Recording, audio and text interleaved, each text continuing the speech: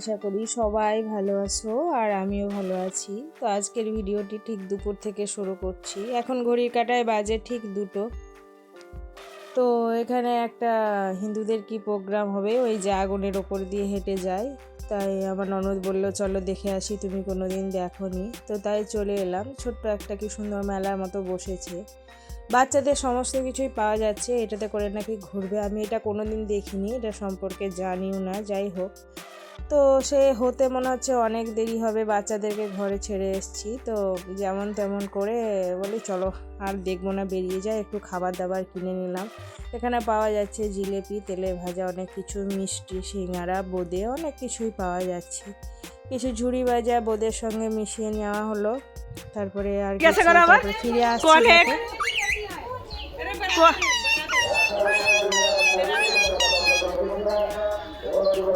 कौन है कौन है দেখছো টিয়াটা কত সুন্দর কথা বলে, কন হে এত সুন্দর লাগলো। আরও অনেক কথা বলেছিল, ওগুলো ক্যামেরায় ক্যাপচার করতে পারিনি। তারপরের দিন এটা নেক্সট ডে, আজকে চলে যাব আমরা বিয়ে বাড়ি। তো সকালবেলায় একটু রান্না বান্না করে খাওয়া দাওয়া করে তারপরে বেরিয়ে যাব বিয়ে বাড়ি। এটা কচুরলতি, কম বেশি সবাই এটাকে চেনো না এমন কেউ নেই। হ্যাঁ, আবার অনেকে চেনেও না, যেমন আমি প্রথমে চিনতাম না, তবে এখন ভালো করে চিনে গেছি এবং খেতেও খুব ভালো লাগে, খুব টেস্টি। এটা কচু গাছের গোড়া থেকে বেরিয়ে আসে একটা লতানো আর কি। তো এটা সকাল সকাল আমি কিনে নিয়েছিলাম। এখানে খুব সস্তা, 5 টাকা করে আটি, আর হায়দ্রাবাদে তো 30-40 টাকা করে। তো ভাত ফুটিয়ে নিব আর ওই তরকারি রান্না করে নিব, নিয়ে সোজা আমরা খেয়ে দিয়ে চান ফান করে রেডি হয়ে যাব, বেরিয়ে যাব, এখন বিয়ে বাড়ি যাব।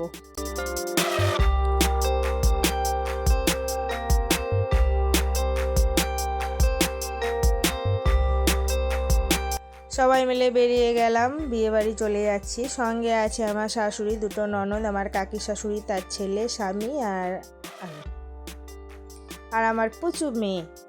তো এক এক করে চলে যাচ্ছি, এখন বিয়ে বাড়ি গিয়ে পৌঁছাবো।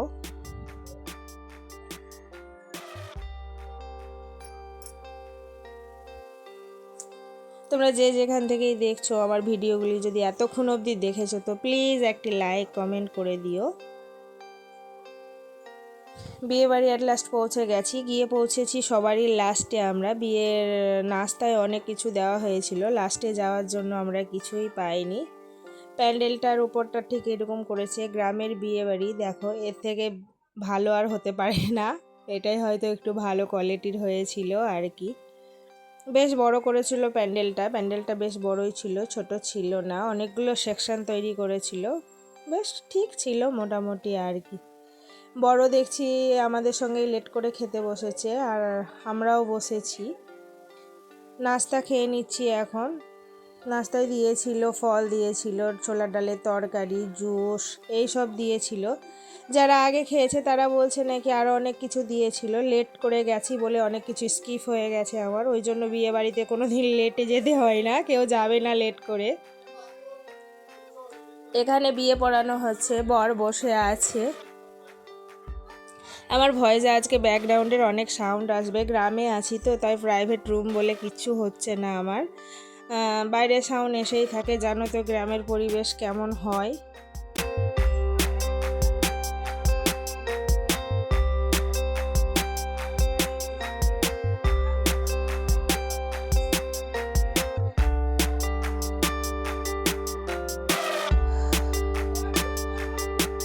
এখানে মেয়ে বসেছে, তাই খুঁজতে খুঁজতে চলে যাচ্ছি মেয়ে কোথায়। এত ভিড়, ঢুকতেই পাচ্ছি না। কিছুক্ষণ হুড়োহুড়ি করার পরে অ্যাট লাস্ট গিয়ে পৌঁছালাম বউয়ের কাছে।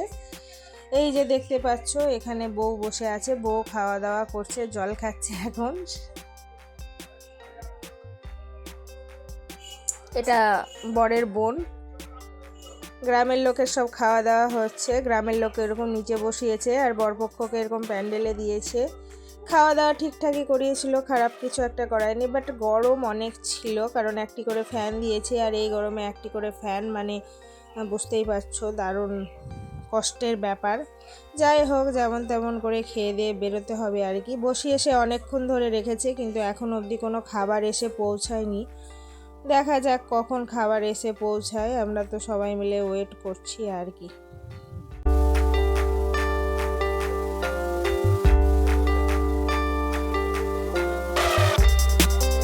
আজকে আমি ভিডিও আর শ্যুট করিনি, এই অবধি। গরমে খুব অবস্থা খারাপ। তো আজ এই অবধি, আবার কাল একটা নতুন ভিডিওর সঙ্গে দেখা হবে। বাই।